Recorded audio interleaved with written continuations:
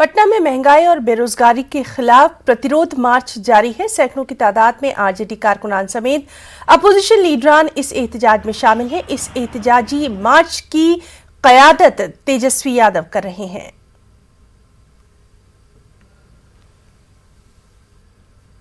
देश परेशान है महंगाई, बेरोजगारी, भ्रष्टाचार से, और जितना इन लोगों की संवैधानिक संस्थाएं हैं जो खिलौना बना रखा है, इससे सभी लोग परेशान हैं।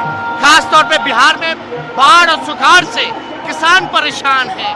तो तमाम ऐसे जन सरकार के जो मुद्दे हैं, इसको लेकर के आज हम लोग जनता के बीच आए हैं और जनता का समर्थन आप देख सकते हैं। पीछे 5 किलोमीटर तक आप देख सकते हैं, दोनों लेन में चारों ओर, आगे सगुना मोड़ से डाक बंगला तक के हम लोगों का मार्च है, प्रतिरोध मार्च, और इसमें जनता का, खासतौर पे नौजवानों का साथ मिल रहा है। इन लोगों ने नौजवानों को, किसानों को छलने का काम किया, ठगने का काम किया है सबसे पहले। और हमने खुद गाड़ी ड्राइव करके, और हमने रथ को जिस तरीके से कृष्ण ने अर्जुन को लेकर के जिस तरीके से निकलने का उन्होंने काम किया था, बिल्कुल उसी तरह हम भी सारथी की भूमिका में हम निकलने का काम किए।